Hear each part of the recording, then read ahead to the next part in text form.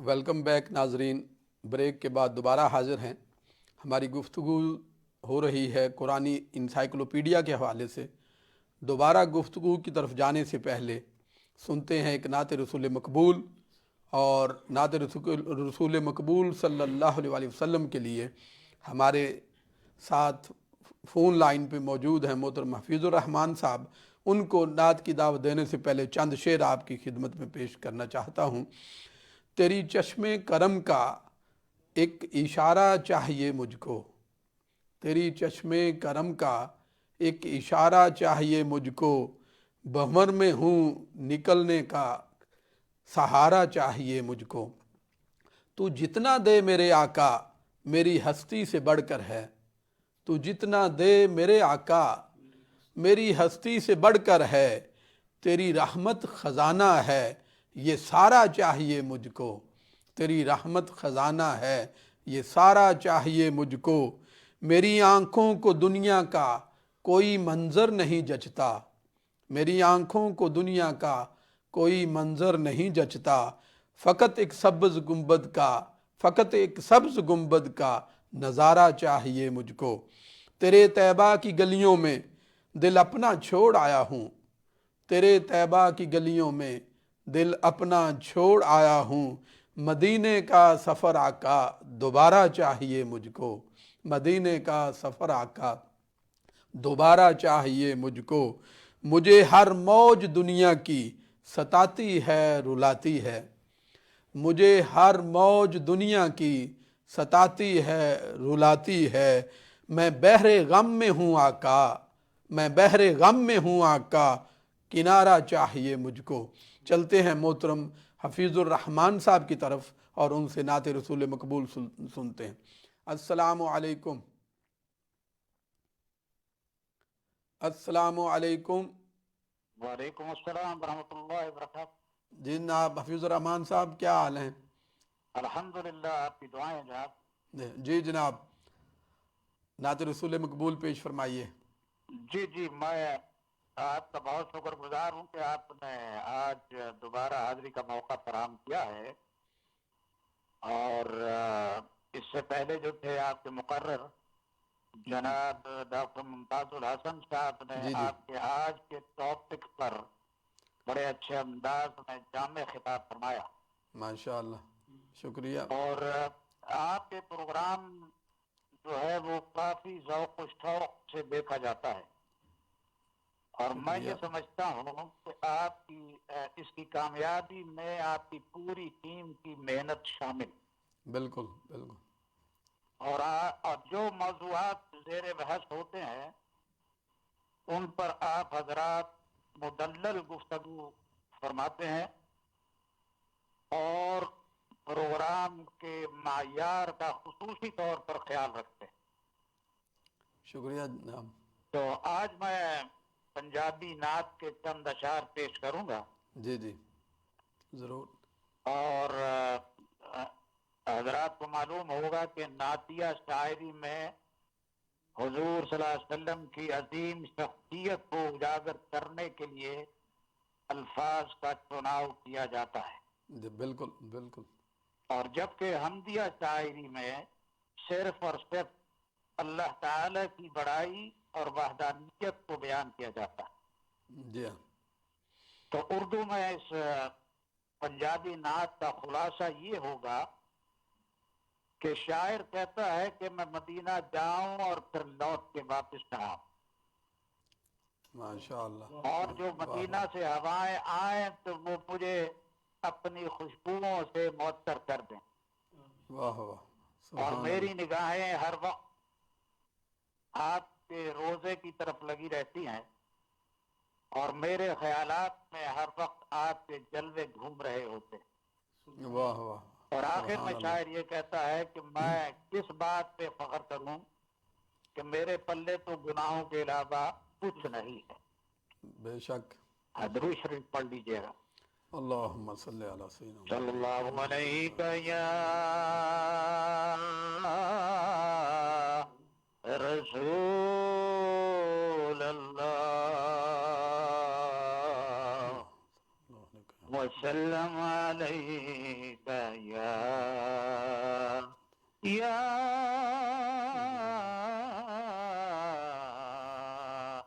حبيب الله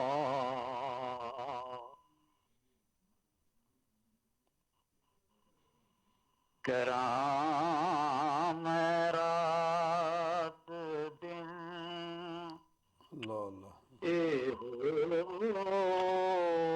دعا یا رسول اللہ اللہ اللہ مدینے پاک وچ جا کے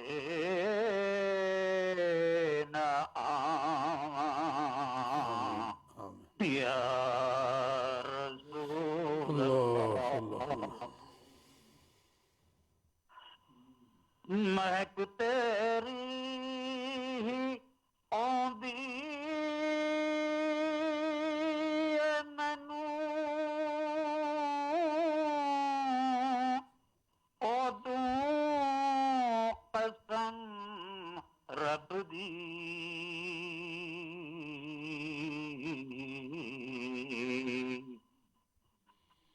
رب والوں جدوں رب والوں جدوں آون اللہ اللہ یا رسول اللہ تصور وچ خیالاں وچ تیرے جلوے ہی رہندے نے اللہ اللہ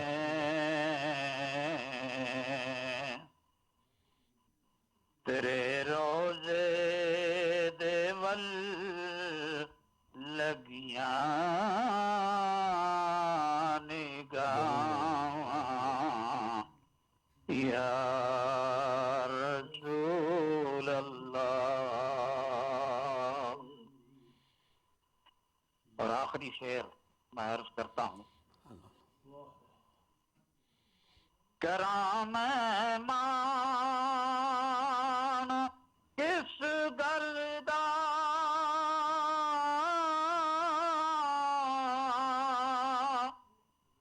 عمل تے ایک وی چنگا نہیں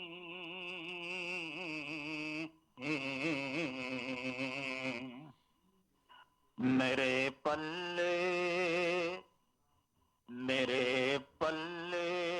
خطاواں میرے پلے خطاواں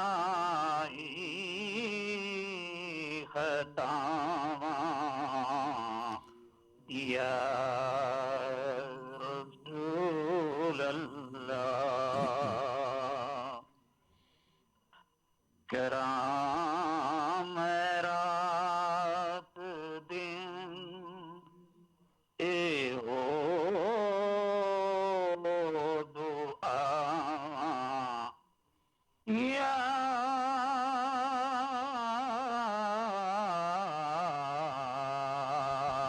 رسول اللہ شکریہ جی جناب بہت شکریہ محترم حفیظ الرحمان صاحب، آپ نے بہت پیاری نعت رسول مقبول صلی اللہ علیہ وسلم پیش فرمائی، یقیناً جو ہے بہت مزہ آیا۔ اب چلتے ہیں دوبارہ حضرت علامہ محمد شاہد بابر صاحب کی طرف۔ بات ہماری چل رہی ہے قرآنی انسائکلوپیڈیا کے حوالے سے۔ اب قرآنی انسائکلوپیڈیا ہماری پڑھے لکھے طبقے اور عامت الناس کی قرآن فہمی میں کیا کردار ادا کر سکتا ہے؟ ڈاکٹر صاحب یہ ایک ایسا سوال ہے جو آپ نے اس پر کئی جہت سے گفتگو کی جا سکتی ہے، مگر میں اس میں دو پوائنٹس جو ہے نا وہ لوں گا۔ ایک تو ہمیں یہ دیکھنا ہے کہ کہ انسائکلوپیڈیا مرتب کرنے والی شخصیت کا قد کاٹ کتنا ہے؟ جی جی کیا وہ شعبہ زندگی کے کسی ایک شعبے سے تعلق رکھتا ہے، یا اس کی نظر تمام شعبہ ہائے زندگی پر ہے؟ تو اس کا کام اتنا زیادہ امپورٹنٹ ہوگا۔ حضور شیخ الاسلام ڈاکٹر محمد طاہر القادری کی شخصیت وہ شخصیت ہے جو کہ کثیر الاسفار ہے، جو عالم عرب میں بھی اتنی مقبول ہے جتنی کہ عالم عجم میں ہے، وہ مشرق میں بھی اتنی مقبول ہے جتنی کہ مغرب میں، اور ان کی نظر نہ صرف کلاسیکل علوم پر ہے بلکہ ماڈرن تمام جتنے بھی علوم ہیں اور پھر آگے ان کی جتنی بھی سب برانچز ہیں ان پر بیک وقت ان کی نظر بھی ہے اور دسترس بھی رہتی ہے۔ وہ کسی بھی شعبہ زندگی ہمجیت اور کمپریہنسو پرسنالٹی، بے شک وہ الماس ہشت پہلو ہیں کہ جس بھی اینگل سے آپ کو دیکھا جائے اس میں ایک نئی آپ کو جہت، نئی کرن، نئی روشنی اور نئی لو پھوٹتی نظر آتی ہے۔ ان کو سننے والے علم طب سے تعلق رکھتے ہوں، ماڈرن میڈیکل سائنسز سے تعلق رکھتے ہوں، تو وہ ان کو اپنے میڈیکل فیلڈ کا بندہ سمجھتے ہیں۔ کوئی انجینئرنگ پر گفتگو کرنے والے ان کو سنیں اور ماہرین سنیں تو وہ اپنے فیلڈ کا بندہ سمجھتے ہیں۔ علم الحدیث میں سننے والے وہ ان کو اصول حدیث میں درک رکھنے والے ان کو سنیں تو وہ اپنا اس فیلڈ کا ماہر سمجھتے ہیں۔ اسی طرح علم و تفسیر ہے، علم الاقتصادیات ہے، علم السیاسیات ہے، کسی بھی شعبے سے تعلق رکھنے والے۔ اب اس شخصیت نے جب یہ قرآن پاک کا انسائکلوپیڈیا مرتب کیا ہے اور قرآن کے علوم میں سے، قرآنی آیات میں سے، علوم ربانی میں سے جو جواہر نکالے ہیں وہ ہر شعبہ زندگی سے تعلق رکھنے والے افراد کو سامنے رکھا، ان کی ضروریات کو سامنے رکھا، ان کے ایشوز کو سامنے رکھا، ان کے تمام تر جتنے ماڈرن ایشوز ہیں ان کو سامنے رکھ کر پھر انہوں نے قرآن پاک کے مضامین کا استخراج کیا اور پھر اس کی باب بندی کی، ابواب بندی کی، اور پھر اس کی جو ٹائٹلنگ ہے اور جو مضامین ہیں ان کا جو ہے انتخاب کیا ہے۔ اس لیے یہ اشارہ اس امر کی طرف ہے کہ یہ ہر شعبہ زندگی کے ساتھ تعلق رکھنے والے بندے کی ضرورت، ایک عام لے مین، عام آدمی کس طرح اس انسائکلوپیڈیا سے کسب فیض کر سکتا ہے۔ اور اب دیکھیے، اب اس میں جیسے کہ قرآن پاک کی آیت بھی محترم ڈاکٹر ممتاز الحسن صاحب نے پڑھی کہ یہ طبیان لکل شیء ہے، اور سیدنا عبداللہ بن عباس رضی اللہ تعالیٰ عنہ اگر میری اونٹ کی نکیل گم ہو جاتی ہے تو میں وہ بھی قرآن پاک سے، اس حد تک کوئی مطلب کہ لے مین جی جی اس سے بڑھ کر کیا ہوگا کہ بھئی اونٹ کی نکیل بھی گم ہو جائے، لیکن یہ نہیں عبداللہ ابن عباس وہ سیدنا عبداللہ ابن عباس اسی لے مین کی بات کر رہے ہیں نا، وہ یہ تو نہیں ہے کہ انہوں نے اپنی وہ بات کی، انہوں نے اتنے حد تک نیچے جا کر لے مین کی بات کی ہے کہ ادنا سے ادنا بھی چیز اگر کوئی چیز بندہ سوچنا چاہتا ہے، لینا چاہتا ہے، اس کا فیض لینا چاہتا ہے تو قرآن اس کو بھی محروم نہیں کرے گا۔ آپ کے ذہن پر، آپ کے ذہن کے دروازے پر کوئی بھی دستک دے، کوئی سوال دستک دے، کسی قسم کا سوال دستک دے تو آپ قرآن پاک کھولیں، آپ کے ذہن میں آتا ہے۔ اب دیکھیے اس کو یہاں پر میں ایک بڑی پیارا جملہ ہے حضور شیخ الاسلام کا جو میں عرض کرنا چاہتا ہوں۔ قرآن پاک کی دو حیثیتیں ہیں، ایک تو قرآن پاک ہمارے سامنے موجود ہے، اس کا ہارڈ ورژن جو ہے، ہارڈ کاپی قرآن پاک ہمارے پاس موجود ہے، اور ایک اس کا جو ہے سافٹ ورژن ہے جو کہ لوح محفوظ ہے۔ جی جی یہ در حقیقت لوح محفوظ، یہ جملہ جو ہے لوح محفوظ بدست مصطفیٰ ہے صلی اللہ علیہ وسلم۔ اب اس کے اندر ہر شے موجود ہے، اعلیٰ سے اعلیٰ بھی اور ادنا سے ادنا بھی۔ اب کوئی بندہ کسی بھی حوالے سے اس کے ذہن میں کوئی سوال آتا ہے، وہ سبزی فروشی کیوں نہیں ہے، وہ ویجیٹیبلز کو جاننا چاہتا ہے کہ ویجیٹیبلز کتنی قسم کی ہے، کون کون سی ویجیٹیبلز مطلب ہے کہ زمین کے اندر ہے، کون سی باہر نکل کے رگتی ہے، کیسے کیسے ان کے کیا رنگ ہیں، ان کے کیا موسم ہیں، ویجیٹیبل کی سائنس پر وہ سرچ کرنا چاہتا ہے، سبزی فروش ہے۔ تو اللہ تبارک و تعالیٰ وہ ایک کائنات، اس کی ویجیٹیبل کی ایک پوری کنگڈم ہے جو قرآن پاک میں بیان کی گئی ہے۔ پھر اینیملز کے ساتھ تعلق رکھنے والا ہے، کوئی فارمر ہے، ایک پوری کنگڈم ہے اور ان کی پوری ایک سائنس ہے جو اینیملز کے علم الحیوان اس کو بیان کیا گیا ہے. پھر آپ دیکھیے انسانی تخلیق، یہ سائنسدانوں کی بات آ گئی، انسانی تخلیق کے مرحلے ہیں. انسان ہم اپنے اوپر غور و فکر کرنا چاہتے ہیں.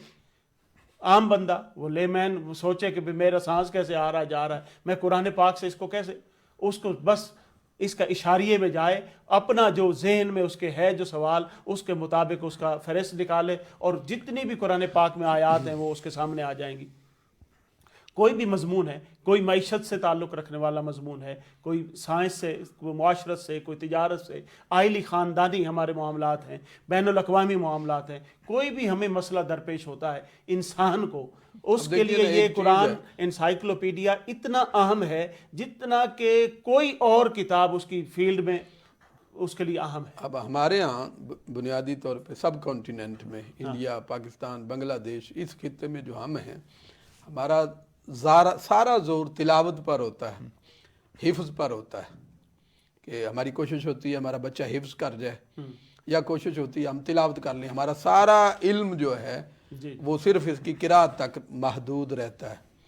والدین کی بھی یہ کوشش ہوتی ہے کہ ہمارا بچہ جو ہے نا قرآن مجید پڑھ جائے. اب جب ہماری سوچ ہی یہاں تک ہے تو ہم اس کے نور سے فیض کب پائیں گے، اور یہ کیسے ممکن ہے؟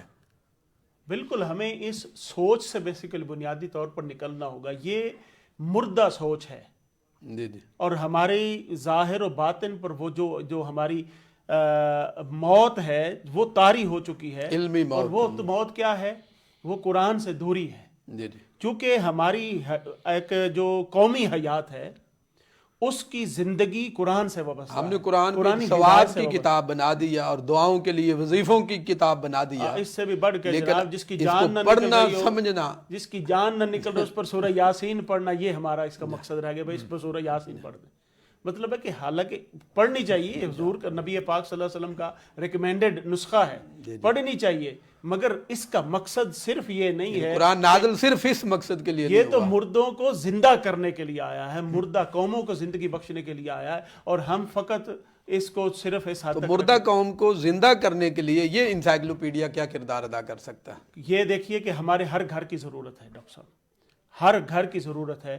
ہم اپنے زندگی میں جس طرح اپنی خوراک، ہمارا اوڑھنا بچھونا اور ہم تگ و دو کرتے ہیں، بھئی ہم صبح ناشتہ، دوپہر کا کھانا یہ نہیں کریں گے، یہ نہیں کھائیں گے تو ہماری جو ہے صحت ڈاؤن ہو جائے گی. اسی طرح ہماری روحانی حیات، ہماری جو قومی حیات ہے، ہماری علمی حیات، اس کا انحصار قرآن پر ہے. اور قرآن کو سمجھنے کے لیے انسائکلوپیڈیا ہمارے پاس ہے. آپ دیکھیے اس میں حضور شیخ الاسلام نے 5000 موضوعات کا استخراج کیا ہے. 5000 ہم اگر لکھنے بیٹھ جائیں تو میرا نہیں خیال کہ ہم 50 یا 100 سے زیادہ 400 صفحات، اور 400 صفحات پر تو صرف اس کی فہرست ہے. 400 صفحات پر فہرست ہے، اور 5000 مضامین ہیں، اور پھر آگے اور دیگر اس کے فردر مضامین جو سب ڈویژنز ہیں وہ الگ ہیں.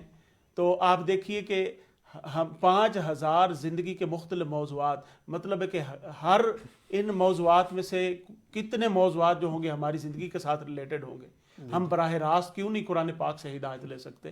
تو یہ بنیادی طور پر ہمیں ذہنی طور پر، حضور نبی اکرم صلی اللہ علیہ وسلم نے ارشاد فرمایا کہ ایک آیت سمجھ کر پڑھ لینا 100 نوافل پڑھنے سے افضل ہے. کل بھی ہم اس کا تذکرہ کر رہے تھے. تو ہمارا زور سارا نفلوں پر ہوتا ہے، تو یہ چیز کیسے دور کی جائے؟ دیکھیے قرآن، یعنی نفل بھی پڑھنے چاہیے، لیکن قرآن کے نور سے ہم اپنے آپ کو کیسے فیضیاب کریں؟ قرآن کے نور سے اس کو سمجھے بغیر فیضیاب نہیں کر سکتے. یہ وہ اللہ کا کلام ہے. دیکھیے کہ اور مزے کی بات یہ ہے کہ یہ بھی قرآن پاک کا معجزہ ہے. دنیا کی کوئی کتاب نہیں ہے جس کو بندہ یہ اس کو سمجھے نہ اور بار بار پڑھتا چلا جائے. بار بار دنیا میں سب سے زیادہ پڑھی جانے والی کتاب، سب سے زیادہ پڑھے جانے والی بھی کتاب ہے، اور سب سے زیادہ ظلم بھی اسی کتاب پہ ہو رہا ہے کہ ہم پڑھ بھی رہے ہیں سمجھ بھی نہیں رہے.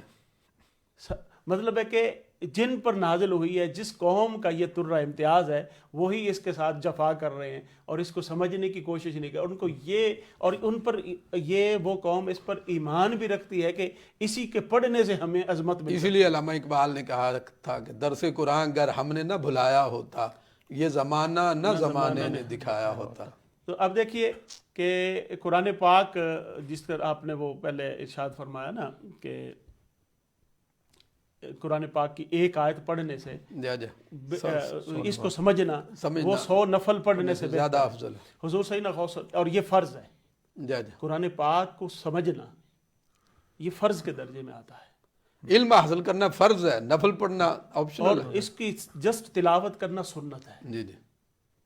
اور قرآن پاک کو سمجھنا کہ بھئی اللہ نے ہمیں کہا کیا ہے، فرمایا کیا ہے، اس کے احکام، اور بالخصوص ان میں چند احکام ایسے ہیں جو کہ فرائض اور واجبات ہیں یا احکام میراث کے احکام ہیں، ان کو پڑھنا تو فرض ہے، ان کو سمجھنا فرض ہے.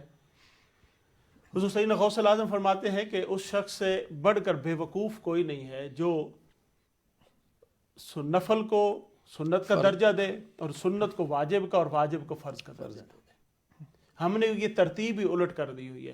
ہم وہ کام جو نفلی درجہ رکھتے ہیں اور مستحب درجہ رکھتے ہیں، ہم اس پر اتنے سختی سے کاربند ہوتے ہیں اور اس نفل کے معمول میں قضا ہرگز نہیں کرنا چاہتے، اور اتنا فرض رہ جائے کہ فرض رہ جائے، فرض رہ جاتے ہیں.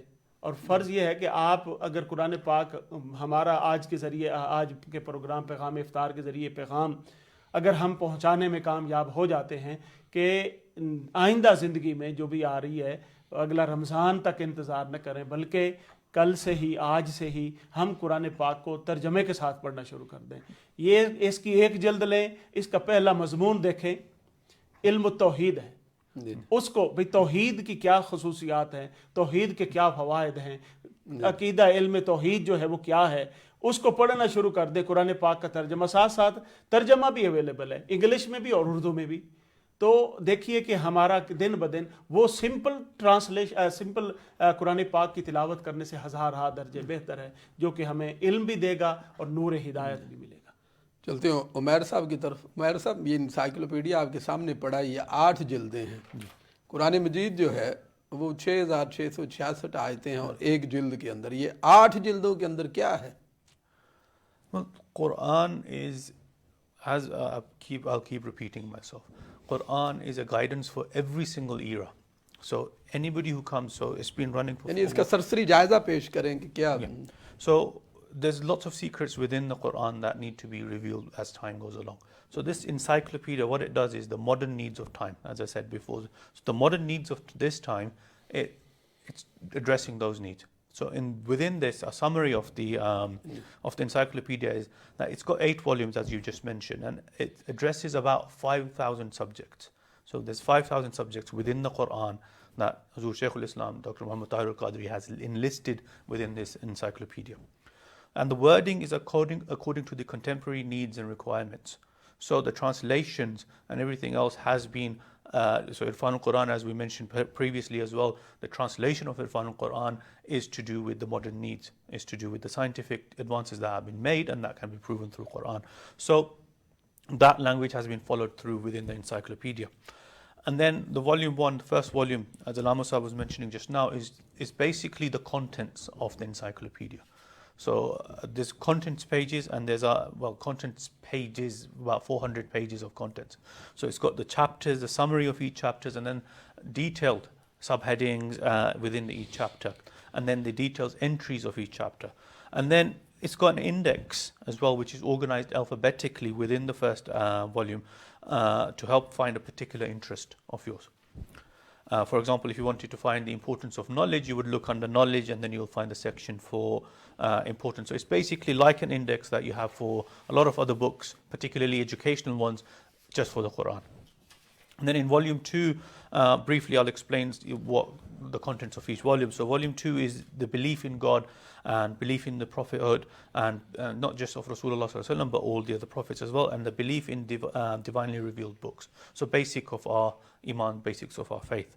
And then it talks about existence of God, the oneness of Allah subhanahu wa ta'ala, the attributes of Allah subhanahu wa ta'ala, the relationship that we should have with Allah subhanahu wa ta'ala, the rights of Allah over us, and then also the belief in messengership and all prophets, and then the extensive focus is on Rasulullah sallallahu alaihi wasallam and his prophethood and his attributes, and how we should have love, respect and obedience to Rasulullah sallallahu alaihi wasallam.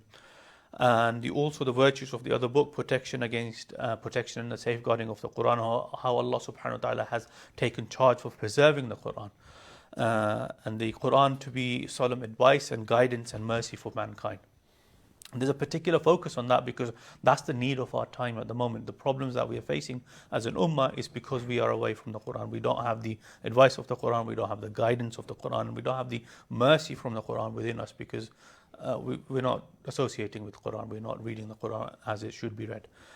And in volume 3, so this was volume 2, volume 3, there's belief in angels, the divine decree, and the life after death. So this is a particular topic. I mean, life after death is particularly focused in volume 3, and then different types of worship, marriage and family, halal and haram, and the rights and responsibilities, a very touching topic at the moment. Volume 4, knowledge and science and peace and love and non-violence. So again, all of these are to do with modern things, the world, religions and stories of the prophets. Then volume 5 is talking about Rasulullah Sallallahu Alaihi Wasallam's family and his companions and their virtues and their characters. And then talking about the character that we should adopt, the politics and the economic problems that we might face, those are reported in there as well. Then human nature, jihad, and the chronicles of Prophet ﷺ's battles. Jihad again is another one due to terrorism and all of that, so it's an important read, I think. And then volume 6 to 8 is a comprehensive index of the Quranic words. So every single word that's been mentioned in the Quran has been listed there, and it's listed how many times it's mentioned and the ayats it's mentioned in. So it makes it easy for us to find out some, say for example, if you're talking about the word ya'lamun and you wanted to find out, how many times has it been mentioned, what context is it mentioned in, what's the meaning of that word, what's the prevalent, the common meaning of that word used in the Quran, all of that can be found within volume 6 to 8. So it's a comprehensive guide no matter how you want to look at it. जी जनाब अल्लामा साहब, same question आपसे कि इन 8 जिल्दों में क्या जमा किया गया है? देखिए इन जिल्दों में एक चीज़ बड़ी जो मेरी अंडरस्टैंडिंग में आई, एक चीज़ इसमें और जो बाकी मार्केट में अवेलेबल इंसाइक्लोपीडियाज़ हैं उसमें जो मुमताज़ करती है इसको कि जो मार्केट में मुख्तलिफ स्कॉलर्स ने ज़ाहिर है थ्रू आउट द हिस्ट्री काम किया मौजूद है, इंसाइक्लोपीडिया ऑफ कुरान मौजूद हैं, लेकिन बाज़ इंसाइक्लोपीडियाज़ हैं वो जस्ट सब्जेक्टिव जो है स्टाइल के साथ की मज़ामीन कुरान हैं, सब्जेक्ट्स बयान किया और उससे रिलेटेड आयतें, और बाज़ दूसरे इंसाइक्लोपीडियाज़ हैं वो अल्फ़ाबेटिकली वर्ड्स को पेश नज़र रख कर तैयार किए गए. ये इंसाइक्लोपीडिया ने दोनों को जमा कर दिया है, ये सब्जेक्टिव भी है और अल्फ़ाबेटिकल भी है. तो आप ज़रा इस पर रोशनी डालिए कि देखिए कि इसमें सबसे बड़ी एक खसूसियत ये भी है कि ये जदीद असरी साइंसी फ़िक्री मौज़ूआत को इसके अंदर जो है ना वो बुनियाद बनाया गया है, और इसकी जो अप्रोच है वो मॉडर्न और आइंदा आज के दौर के तकाज़ों के उसके तकाज़ों के मुताबिक इसको जो है काफ़ी सारी चीज़ें मोहतरम उमैर साहब ने बयान कर दी हैं. अब देखिए कि जिल्द अव्वल है जिसकी जो पहला वॉल्यूम है उसमें तौहीद वजूद बारी ताला पर बुनियादी तौर पे ये आज का बहुत बड़ा इशू है, वजूद बारी ताला पर, ज़रूरत मज़हब पर. इसको इस अंदाज में बयान किया गया है कि इसके जितने भी, एक तो है मजहबी पहलू, खुदा के वजूद का मजहबी पहलू, खुदा के वजूद पर फिर साइंसी दलाइल क्या हैं, कुरान से साइंटिफिक अप्रोच जो है वो लाजमी फोकस किया गया. मतलब है कि अल्लाह ताला के वजूद पर अगर कोई बंदा साइंसी दलाइल कुरान से हासिल जिसका मजहब पर ईमान नहीं है अल्लाह को तो क्या उसको तो मानेगा? आप देखिए ना, वो हम कुरान पाक को एज अ कुरान पाक न लें, उसको as a book of science लें, तो कितने साइंटिफिक एविडेंसेस जो हैं जो खुदा के वजूद पर मिलते हैं. ये अप्रोच इसमें जो है ना वो मद्देनज़र रखी गई. इसमें फिर फर्स्ट वॉल्यूम में जो हमारा जितना सोलर सिस्टम है कि ये जितना भी इल्मुल फल्कियात है, ये कॉस्मोलॉजी है, ये सारी कैसे वर्क कैसे करती है, ये गैलेक्सीज़ का जो निज़ाम है वो सारे का सारा, अब कोई भी बंदा कॉस्मोलॉजी का स्टूडेंट है वो एज अ कॉस्मोलॉजी की बुक इसको पढ़े तो उसको ये सब्जेक्ट इस सदी में मार्ज वजूद में आया. तो ये सरकार दो जहान सल्लल्लाहु अलैहि वसल्लम को 1400 साल पहले जितनी भी साइंसेज हैं, जितनी भी साइंसेज हैं आज से कुछ 70-75 साल पहले इनका वजूद भी नहीं था मॉडर्न साइंसेज का. ये सारी की सारी इसी 70-80 साल के عرصے میں ڈیولپ ہو کر آج ان کی ایک یہ پرنسپل جو سائنس کے بن گئے ہیں وہ آج بنے ہیں پچھلے 60-70 سال، مگر وہ حقائق جو ہیں آج سے 1500 سال پہلے اصل سائنس ہے اللہ قرآن پاک نے بیان فرما دی 1400 سال پہلے حضور کو عطا فرما دی. بے شک. اور پھر آپ اس میں دیکھیے کہ زمین و آسمان کی وسعتیں ہیں. ایک گیلیکسی کا جو ہے آپ دیکھیے کہ ایک گیلیکسی جو ہوتی ہے کہکشاں، اس کی ایک سائڈ سے لے کر دوسری سائڈ تک اس کا جو سفر ہے وہ تقریباً کوئی 1,00,000 نوری سال بنتے ہیں، اتنا ان کا مسافت ہے. تو ان کا ذکر سارا قرآن پاک میں اللہ تبارک و تعالی نوری ایئرز کا جو ہے وہ قرآن پاک میں کنسیپٹ دیا ہے، اور لائٹ ایئرز کا. اور وہ نبی پاک صلی اللہ علیہ وسلم کے معراج کے سفر کے ذریعے قرآن پاک نے اس کو بیان فرمایا. پھر آپ دیکھیے کہ اس میں 50 سے زائد جلد دوم میں ایسے موضوعات ہیں جس میں شرک کی اقسام، مشرکین کی نفسیات، وہ شرک کیوں کرتے تھے اور اس کے متعلق جتنے بھی عقائد ہیں اور وہ احکام 50 سے زیادہ مختلف موضوعات کے ذریعے قرآن پاک میں اس انسائکلوپیڈیا میں بیان کر دیے گئے ہیں. پھر ایمان بالرسالت ہے. ایمان بالرسالت تمام انبیاء کرام اور ان کے اس پہ قصص بھی آ جائیں گے، ان کی تمام تر ان کی امتوں کے احوال. پھر حضور نبی پاک صلی اللہ علیہ وسلم کی آپ کی رسالت ہے، اس کی خصوصیات ہیں. پھر حضور کی سیرت محمدی ہے، آپ کے اخلاق نبوی ہیں. ایمان بالکتب ہے، ایمان بالملائکہ ہے. پھر ہاروت ماروت کا ذکر ہے، یہ یاجوج ماجوج کا ذکر ہے. شیطان کی اصلیت کیا ہے، شیطان کی وہ سارا. پھر تقدیر کا مسئلہ ہے. آج کل تقدیر ہم مطلب ہے کہ اس کی اچھی اور بری کا کانسیپٹ کیا ہے، یہ بڑا وہ لوگوں کے ذہن میں خلل پیدا کرتا ہے. اس پر قرآن پاک کی براہ راست. پھر جلد سوم میں آپ دیکھیں گے 3rd والیوم میں حقوق و فرائض ہیں. حقوق و فرائض اس میں جنت دوزخ کے احوال کے علاوہ حقوق و فرائض پر فوکس کیا گیا ہے. مرد اور عورت کے حقوق کیا ہیں، ایک حقوق خلا، حقوق طلاق کیا ہے، اس کے متعلقات کیا ہیں، اور بیوہ عورتوں کے حقوق کیا ہیں، عدت کے جو قوانین وہ کیا ہیں. یہ سارے کے سارے خواتین کی جو مطلب ہے کہ ایون سائنس یہ برتھ کنٹرول کا جو ہے اس پر قرآن کا کانسیپٹ کیا ہے. یہ سارا رحم مادر میں جنس کا تعین ہوتا ہے کہ وہ بچہ ہے یا بچی ہے، بیٹا ہے یا بیٹی ہے. اس کا تعین قرآن پاک اس حد تک مطلب ہے کہ تفصیل سے اسٹڈی جو سائنٹیفکلی مطلب دیتا ہے.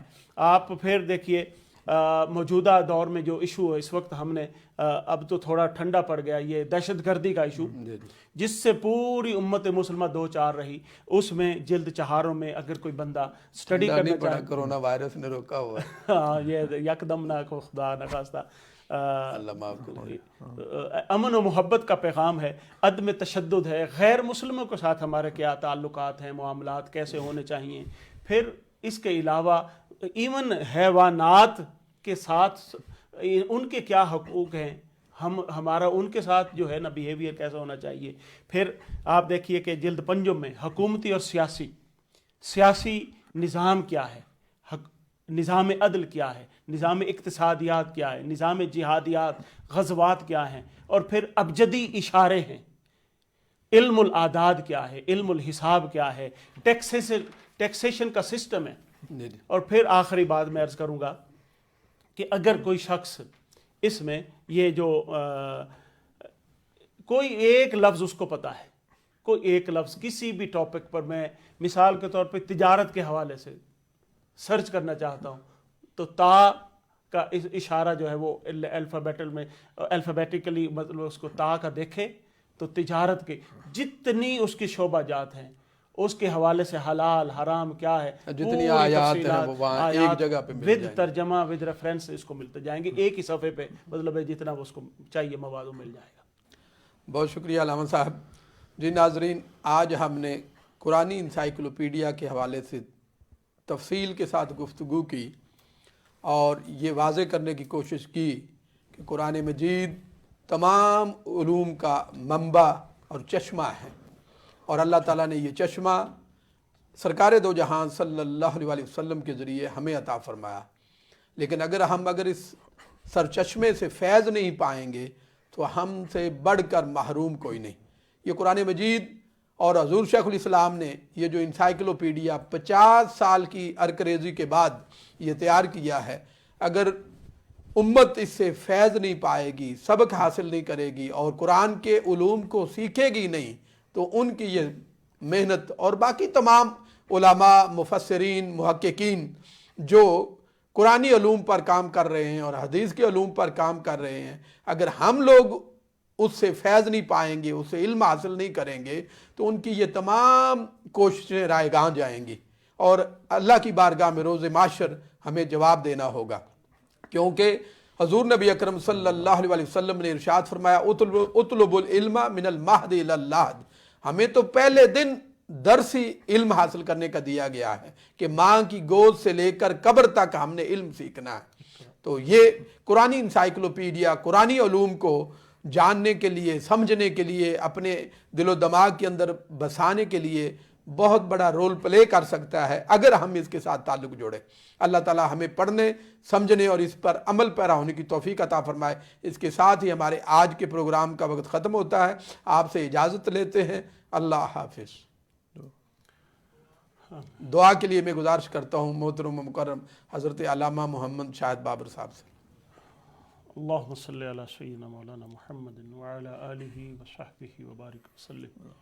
ربنا تقبل منا انک انت السمیع العلیم وتب علینا انک انت التواب الرحیم۔ اللہم نور قلوبنا بنور الایمان، اللہم نور ارواحنا بنور الایقان، اللہم نور صدورنا بنور القرآن، اللہم نور صدورنا بنور القرآن۔ یا اللہ، ہمارا آج کا جو پروگرام ہم نے انسائکلوپیڈیا، قرآنک انسائکلوپیڈیا کے حوالے سے کیا، مولا اس کو قبول فرما اور ہمارے ظاہر و باطن کو قرآن پاک کے نور سے منور فرما۔ شیخ الاسلام ڈاکٹر محمد طاہر القادری مدہ ذلہ العالی کا اس عظیم کام کو اپنی بارگاہ میں شرف قبولیت عطا فرما اور اس کو قبولیت عامہ نصیب فرما۔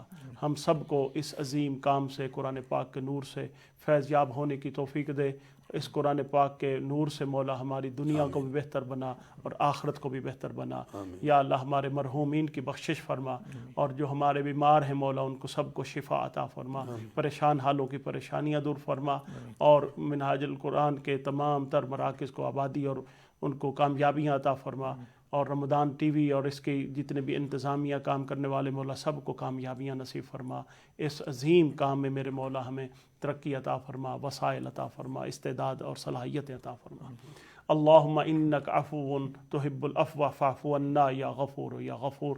یا رب بالمصطفیٰ بلغ مقاصدنا واغفر لنا ما مدى یا واسع الکرم۔ صلی اللہ تعالی علی خیر خلقہ ونور عرشہ محمد وآلہ وصحبہ اجمعین برحمتک یا ارحم الراحمین۔ لا الہ الا اللہ۔